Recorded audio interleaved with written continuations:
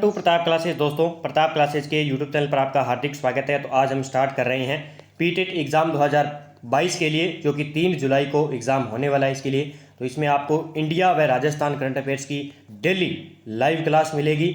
और आज हमारा पार्ट नंबर 1 है। और जो आपके राजस्थान जीके के, इसमें आपके 200 क्वेश्चन आएंगे, जिसमें आपके 50 मनोविज्ञान के, साइकोलॉजी के, और 50 हिंदी के, 50 रीजनिंग के और 50 जीके के।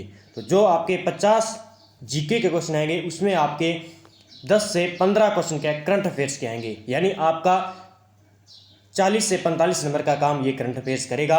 तो जो विद्यार्थी पीटेट की तैयारी कर रहे हैं तो उनके लिए बहुत ही महत्वपूर्ण क्लास होने वाली है, क्योंकि यहाँ से क्वेश्चन पक्का पूछा ही जाएगा। और मैं इंपॉर्टेंट क्वेश्चन लेकर आऊँगा। यानी आपको जनवरी से जून तक आपको अपडेट मिलेगी करंट अफेयर्स की, और इससे पहले का क्वेश्चन नहीं पूछेगा। लगभग 6 महीने का ही पीटेट के एग्ज़ाम में क्वेश्चन पूछे जाएंगे। तो आपको अपने फील्ड में कॉलेज लेने के लिए आपको क्या है, लगभग 400 प्लस नंबर बनाने पड़ेंगे। यानी ओबीसी कैटेगरी को क्या है, 400 नंबर प्लस बनाने पड़ेंगे। एससी कैटेगरी के लिए लगभग 370 नंबर आपको बनाने पड़ेंगे, अगर आप अपने एरिए या अपने पास में, अपने ज़िले में कॉलेज लेना चाहते हैं। तो आपको करंट अफेयर्स जरूर पढ़ना पड़ेगा। ये करंट अफेयर्स ही आपको क्या है, 400 नंबर दिलाएगा। 400 प्लस नंबर ये दिलाने वाला है, क्योंकि प्रत्येक विद्यार्थी के क्वेश्चन लगभग जीके के सही हो जाएंगे, लेकिन करंट अफेयर्स न पढ़ने के कारण वो जो है नंबर कम बनने वाले हैं। तो आपको जरूर पढ़ना है करंट अफेयर्स। जो विद्यार्थी तैयारी कर रहे हैं उनके लिए बहुत ही महत्वपूर्ण क्लास होने वाली है।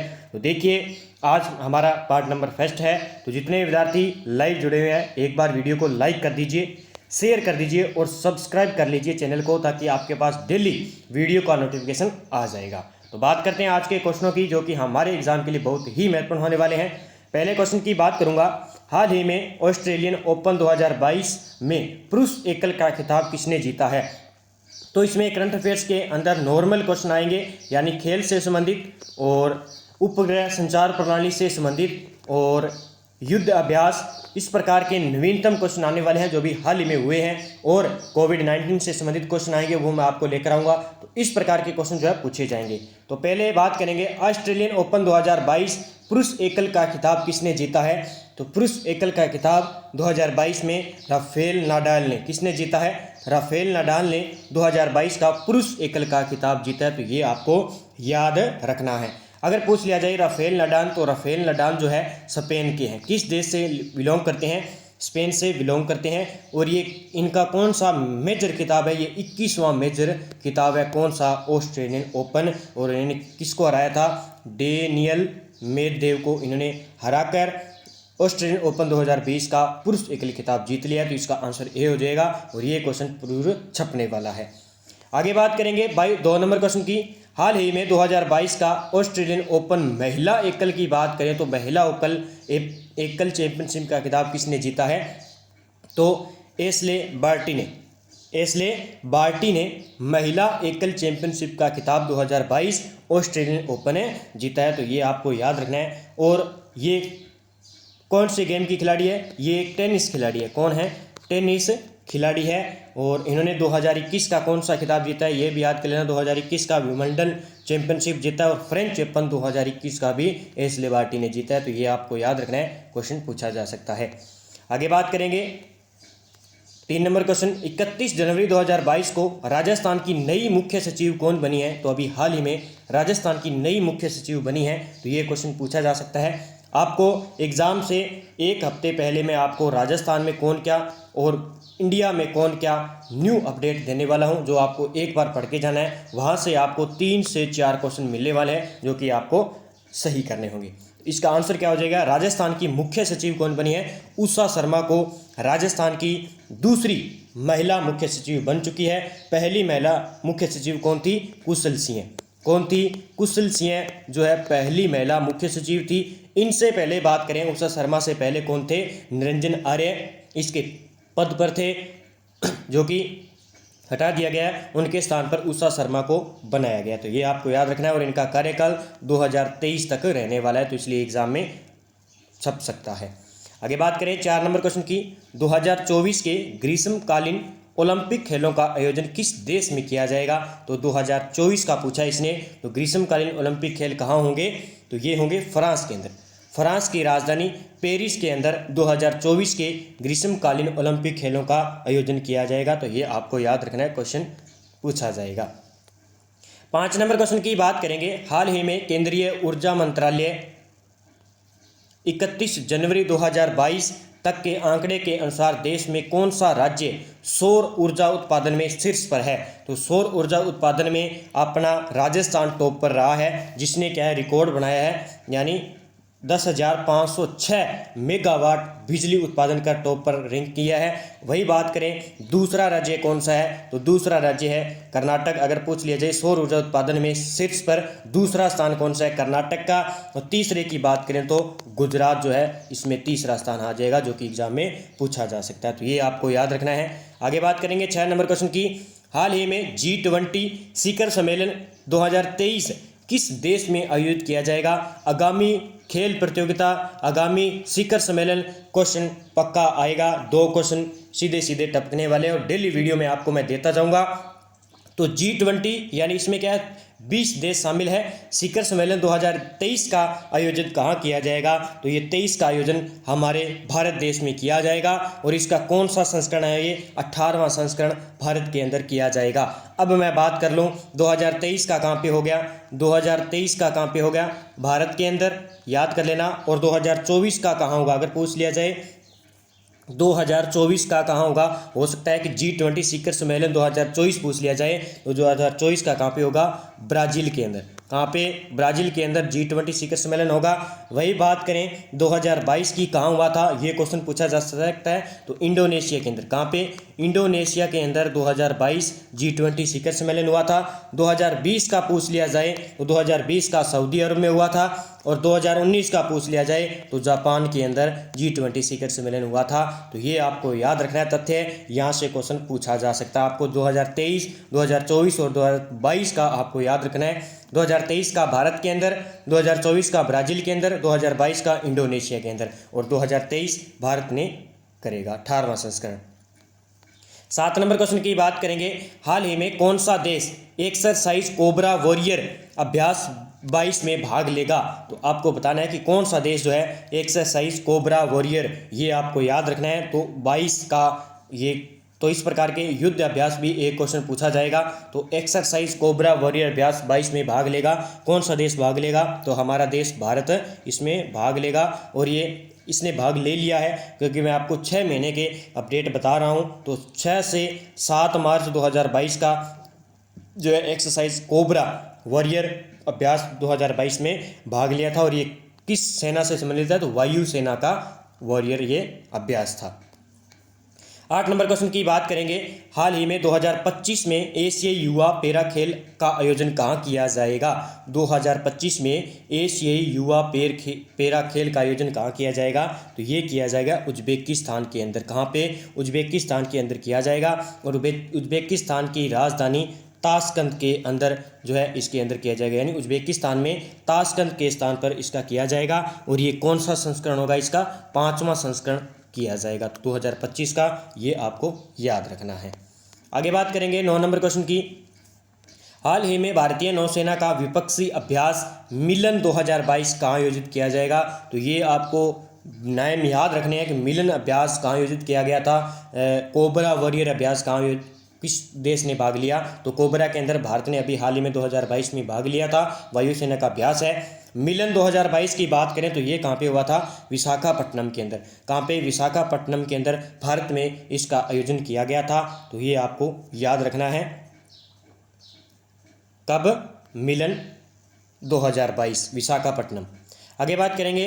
हाल ही में भारत और किस देश के बीच पूर्व धर्म गार्जियन 2022 अभ्यास आयोजित किया गया था? तो ये रट लेना, ये क्वेश्चन पूछा गया है पिछले एग्जाम में पटवार के अंदर, और वीडियो एग्जाम में पूछा जा चुका है। तो हो सकता है पीटीटी में भी पूछा जा सके।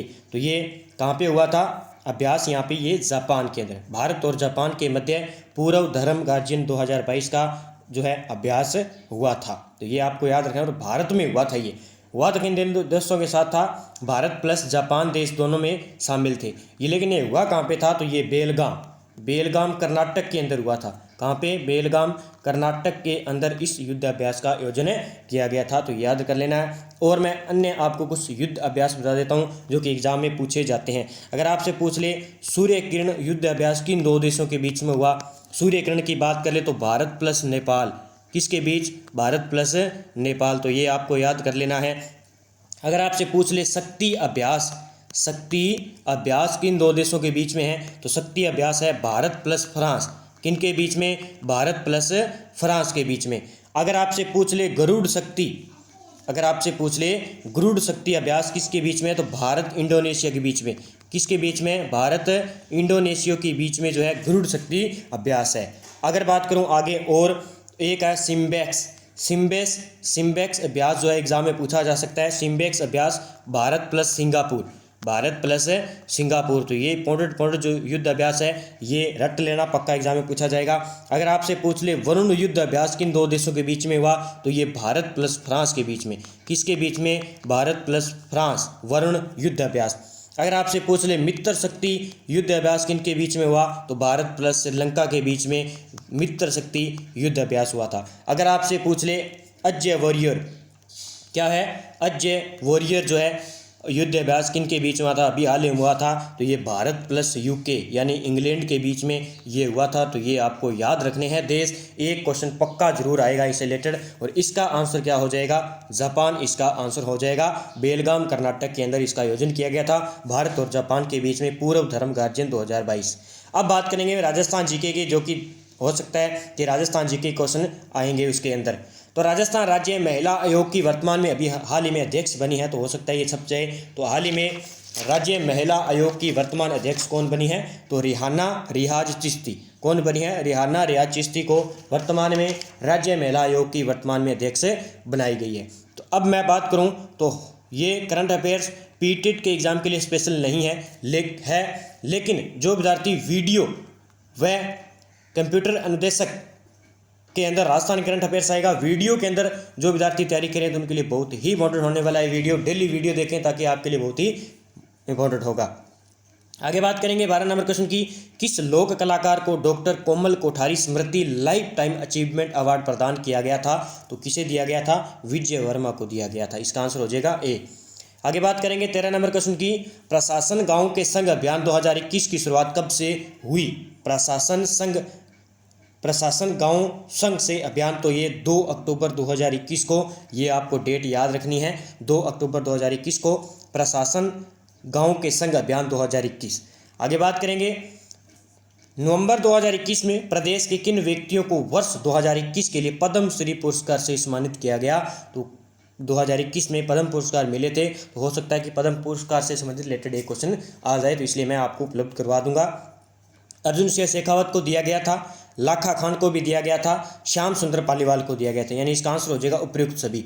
तीनों को क्या है? 2021 में श्री पद्म पुरस्कार दिया गया था, तो ये आपको याद रखना है। 15 नंबर क्वेश्चन की बात करें, साहित्य अकादमी द्वारा प्रतिवर्ष प्रदान किए जाने वाला पुरस्कारों में से किस साहित्यकार को राजस्थानी भाषा का साहित्य अकादमी पुरस्कार प्रदान किया गया है? तो मिठेश निर्मोही को राजस्थानी भाषा का साहित्य अकादमी पुरस्कार दिया गया है, तो ये आपको याद रखना है।